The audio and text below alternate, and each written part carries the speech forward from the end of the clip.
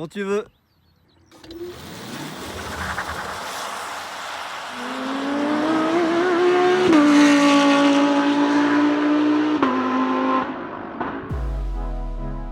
Si tu veux soutenir la chaîne et voir de plus gros projets, abonne-toi et rejoins les membres pour accéder à du contenu exclusif.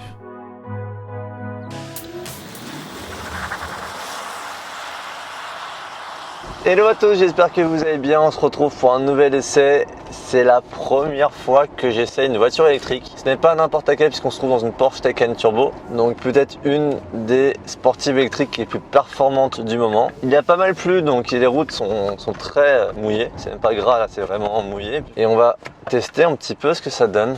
Alors là on a un très bel écran qui nous sert de dashboard. Donc c'est vraiment un écran incurvé qui est vraiment très joli pour le coup, qui fait très technologique, avec un deuxième écran sur le côté qui permet de gérer ce qui se passe dans la voiture, et également un écran un peu plus bas qui nous permet de gérer, en l'occurrence ici, la climatisation, la musique, etc. Et du coup il va falloir qu'on s'habitue à rouler dans le silence. Donc de base je suis assez dubitatif sur l'électrique, sur l'émotion que ça peut générer. Là je peux gérer mes différents modes sur le volant ici. Je suis en normal pour l'instant, je vais mettre en sport, sport plus, individual. Pour l'instant on va rester en normal pour voir ce que ça dit. C'est hallucinant. C'est-à-dire qu'à peine tu effleures la pédale d'accélérateur, et ce qui est fou, c'est que là j'ai essayé pas mal de voitures ce matin et hier, beaucoup de turbo puisque c'est très dans l'air du temps, et turbo tu as toujours un lag, donc qui est toujours plus ou moins important en fonction des différentes voitures. Mais là c'est vrai que ça part instantanément, donc il n'y a vraiment aucun temps de réponse. Vu qu'on est sur l'électrique, le couple arrive de suite, et ce qui fait que c'est assez hallucinant comme sensation.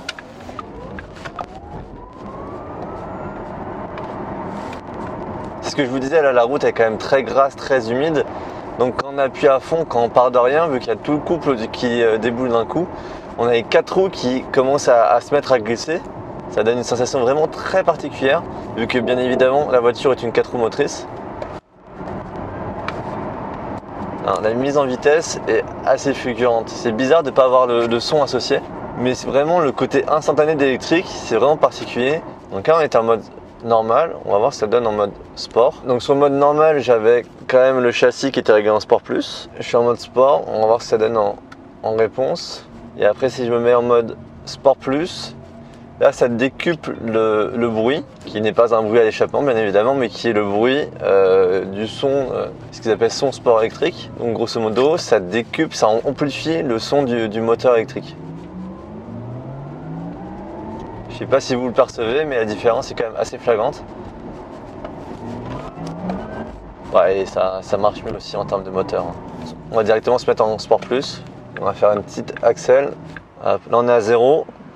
On lâche le frein, on appuie directement sur l'accel.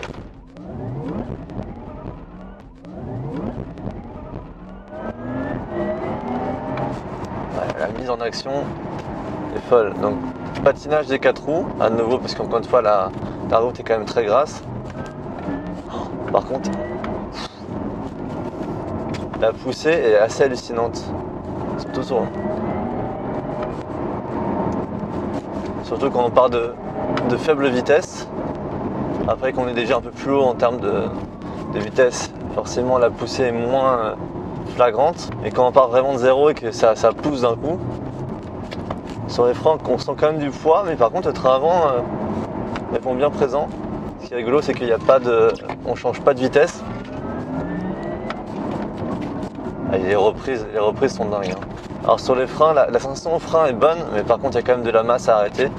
On sent vraiment que la voiture reste lourde. Après en termes de direction, de châssis, on est vraiment sur les standards Porsche. Pour le coup il n'y a pas de mystère.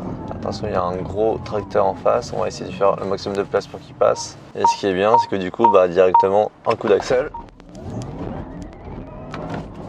Et ça part tout de suite. Et quand je vois les chiffres qui s'inscrivent mais en quelques millisecondes sur le dash, c'est assez impressionnant. Donc là en sport plus, on a le châssis, on a la hauteur de caisse qui est rabaissée, on est en bas. Le châssis qui est en sport plus, le son de sport électrique qui est sur on, qui est activé. Et c'est vrai qu'on ne se rend pas forcément compte des vitesses qu'on atteint parce que ça reste très silencieux.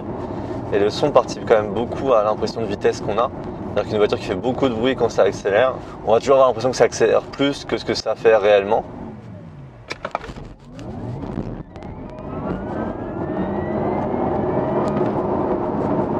La voiture est relativement basse, donc elle n'est pas trop assujettie au roulis malgré le poids. La direction, je me répète, mais elle est plutôt bonne. On est vraiment sur les standards Porsche. On va voir un petit peu dynamiquement ce que ça dit dans le rond-point.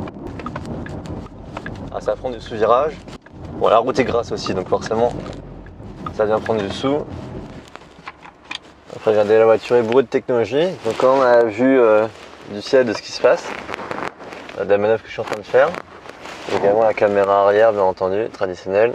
On a vraiment l'impression d'une voiture qui est très technologique, avec tous les écrans. Donc, ce que je disais, l'écran qui se trouve ici, cet écran-là, plus le dashboard.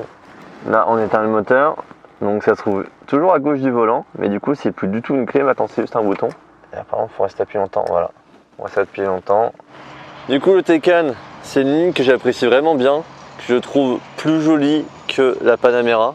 Si on doit comparer dans l'esprit, berline coupée 5 portes de chez Porsche.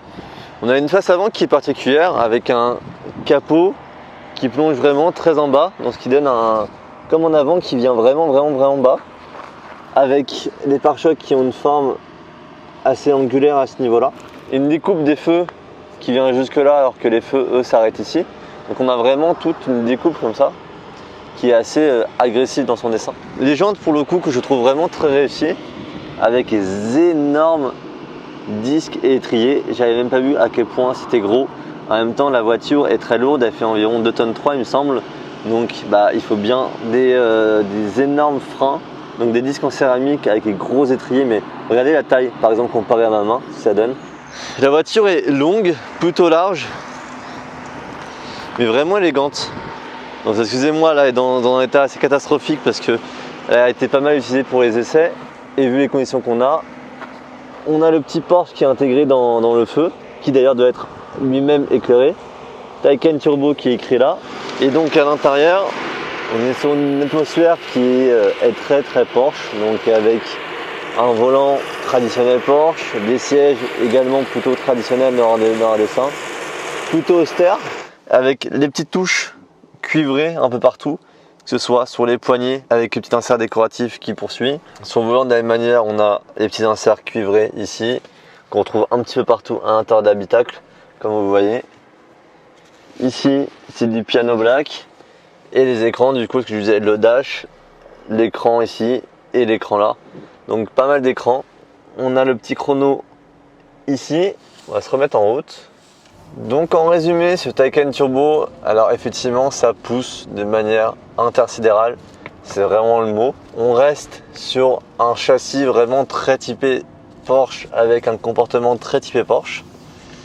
Après, moi le fait qu'il n'y ait pas d'émotion au niveau du son, ça me dérange. La poussée on l'a bien, on la ressent, ça pousse, voilà, ça pousse de manière plus que correcte. Mais le fait qu'on n'ait pas la sensation sonore associée, moi ça me prive vraiment d'une sensation qui est pour moi très importante. Et c'est aussi pour ça que vous suivez la chaîne, c'est que je pense que vous êtes très amateur et très amoureux d'automobile au sens large et des sensations que ça peut procurer, des émotions qu'on peut avoir. Pas de doute, c'est une voiture qui est réussie, qui est très bien développée, qui a son intérêt, qui est agréable à rouler, qui est sécuritaire. Enfin voilà, vraiment c'est une Porsche à proprement parler. Par contre, c'est une voiture qui reste lourde et où le côté émotion est quand même en deçà des autres produits de la gamme Porsche. Par exemple, si on prend un Cayman GT4, j'ai beaucoup plus de plaisir à rouler un Cayman GT4 qui est peut-être moins performant. Et voilà, en tout cas, c'était intéressant de découvrir une voiture électrique et notamment de commencer par ce Taycan Turbo.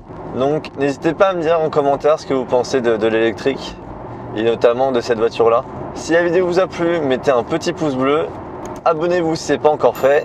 Et moi, je vous dis à très vite pour de prochaines vidéos. Allez, ciao!